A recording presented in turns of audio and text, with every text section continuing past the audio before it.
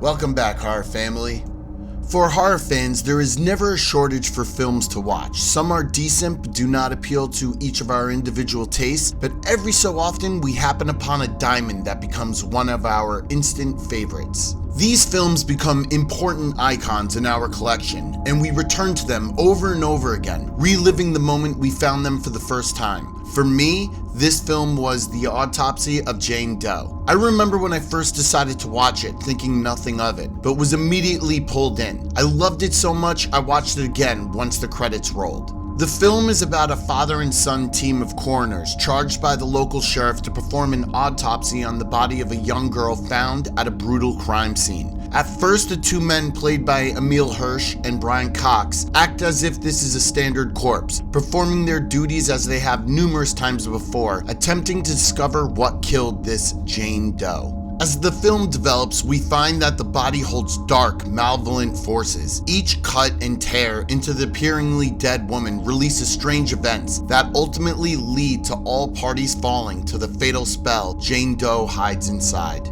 The autopsy itself reveals a horrid story portrayed. They find her eyes milky white, as if she had been dead for a very long time. Her skin is clean and unblemished, even though she was found half buried in a hole at the previous crime scene. Jane Doe's wrists and ankles were shattered. Her private area showed intense trauma and scarring. Her narrow waist explained the woman continuously wore a corset. Inside the body created even more questions as they discovered scar tissue on the heart and chest, resembling deep stab wounds. Her interior organs showed massive burns. A Jimson weed flower was inserted in her stomach, along with a tooth wrapped in fabric with odd incantations. The head coroner, Tommy, says to his son at one point, "Imagine all this internal trauma was reflected externally. Shattered ankles and wrists, fire-burned lungs, scarred organs.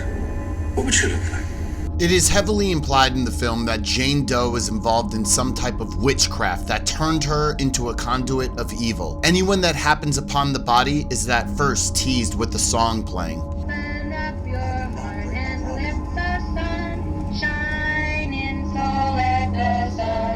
Then the events ultimately lead to their fatal end, making the scene appear as a murder-suicide. But who was Jane Doe? At first I thought she was a witch herself, and her broken ankles, stabbings, trauma in her privates, and burning was the result of the people of her time sentencing her to death. I suppose she was possibly resurrected by the remainder of her coven to wreak havoc and death upon any that find her as an act of revenge for the demise of their sister. On my most recent viewing, I thought, what if Jane Doe was possibly the victim? An eternal curse raged against her by a coven that felt wronged by this woman and put her in a perpetual state of life, unable to move or speak. A type of living coma, paralyzed to watch those who find her suffer a terrible fate over and over again for hundreds, if not thousands of years. Her narrow waist was my first clue, usually worn by women of high status. There is a 17th century reference to a small waist being fashionable, making me suspect she was from a wealthier class.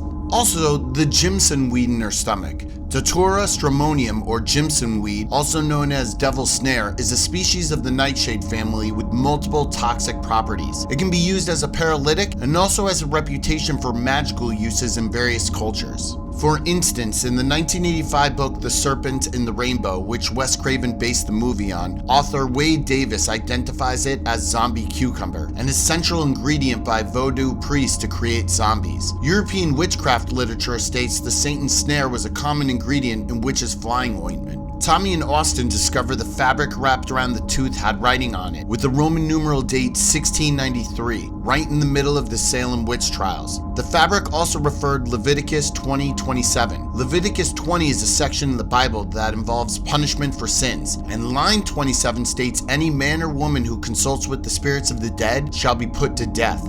Their blood is on their own head. There are superstitious beliefs that it was unwise to throw away a fallen tooth, for a witch might find it and work evil through it on the former owner. Perhaps the film's Jane Doe was Elizabeth Hubbard, one of the primary instigators of the Salem witch trials. Hubbard was 17 at the time, and from winter of 1692 to spring of 1693, 20 people were executed, with Elizabeth's testimony playing a major role in the trials. Records reveal that she testified 32 times, which led to 167 arrests and 13 hanged. After the trials, it is unknown what happened to Elizabeth Hubbard, and she was never heard from again. Maybe being a maidservant to her uncle, who was a doctor, pushed Hubbard into seeking out occult desires. She was rejected by the local coven, secretly hiding in plain sight, and decided to expose them amongst others who scorned her by fabricating she was under their spell. Unfortunate for her, those that survived the trials would enact a vengeance for Hubbard's callous assertions, which killed some of their sisters. The witches were able to get hold of one of her teeth, then poisoned her with Jimson weed. They shattered her ankles and wrists as a metaphorical sign that she may never move or touch again, then wrapped her own biblical phrase as the weapon wielded against their own kind around her tooth and forced her to swallow her own words, followed by cutting out her tongue, as she will never be able to speak. Her mortal life ended with the deep stabbings, the final act of the ritual to burn her, encasing her in the body forever as a baptism by fire, reborn after death to be buried alive. If exposed, she would watch those around her die a horrible end. Completely alive and aware, as we saw with the living brain cells, but bound by flesh, turning her into an immortal object of evil. What about the song they play through the movie, you may ask? This could have a symbolic meaning. It may be the song Hubbard sang as one or more of their own was being drowned or burned, always there as a reminder of the moment that cast her into this private hell. Whoever Jane Doe was, she is a stark reminder that to cross a witch or her coven will result in impending doom, and Jane Doe's body is a prompt to those who trespass on her corpse that you should never mess with the dead.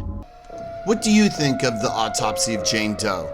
Who do you think the main antagonist was prior to the events in the movie? Let me know your thoughts in the comment section below, and please remember to like, share, and subscribe. Stay scared.